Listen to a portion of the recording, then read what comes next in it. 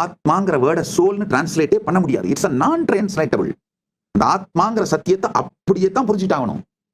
இந்த சொதப்பல் maths Muller translate பண்ணி அதுக்கு பின்னாடி அதை சார்ந்து ஏகப்பட்ட லிட்ரேச்சர்ஸ் உருவாகி அது ஒரு large atrocity material, misguiding material உருவாகி அந்த மெட்டீரியலை படிச்சுட்டு தான் அறகுறையா இதுங்க கிரியேட்டிவ் விஷுவலைசேஷன், பாசிட்டிவ் திங்கிங், அப்படியே இமேஜின் பண்ணு, நான் அம்பானியாவே உட்காந்து கத்திட்டு இருக்கீங்க, ஒன்னும் நடக்காது. நீங்க எங்க இருந்து உருவாகுறீங்களோ அந்த குவாண்டம் ஃபீல்டை டச் பண்ற வரைக்கும் உங்க விஷுவலைசேஷன் எல்லாமே டுவலா தான் இருக்கும். டுவல்னா நீங்க நான் பெரிய பணக்காரன் வரேன் அப்படின்னும் பொழுது, நான் வெல்த் மேனிஃபெஸ்ட் பண்றேன் பாரு, நான் ஹெல்த் மேனிஃபெஸ்ட் பண்றேன் அப்படின்னும் பொழுது இன்னொரு பக்கம் அப்படியே சந்தேகம் வரும், தருதரம் பிடிச்ச நாய, சோத்துக்கு வழி இல்ல, எதையும் பண்ண மாட்டேங்கிற, எதுவும் வர மாட்டேங்குது, நீ பண்ணாலும் உருப்பட மாட்டேங்குது, நீ எங்கடா மேனிஃபெஸ்ட் பண்ண போற, இப்ப அடுத்த வேலை சோத்துக்கு வழியே படுறா, அடுத்த மாசத்துக்கு வழியே படுறா அப்படின்னு உங்களுக்குள்ள இருந்தே இந்த டுவலா மட்டும்தான் இது நடக்குங்கய்யா.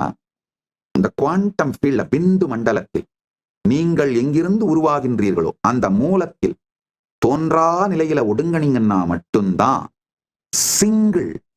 ஒரு சிங்கிள் ஃப்ரீக்வன்சில வைப்ரேட் ஆவீங்க.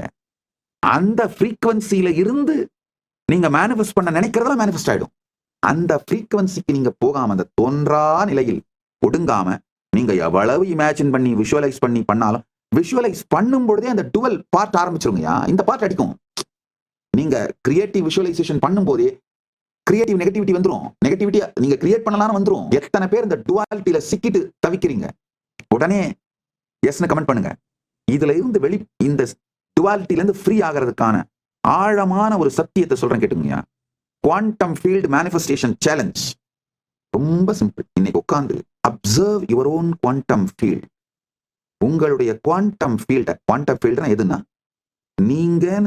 நீங்க எதுவா உங்களை நினைக்கிறீங்களோ அது எங்க இருந்து உருவாகுது, அது எப்படி உருவாகுது, அது என்ன மாதிரி அனுபவத்தை உங்களுக்குள்ள கொடுக்குது அப்படின்னு பாருங்க.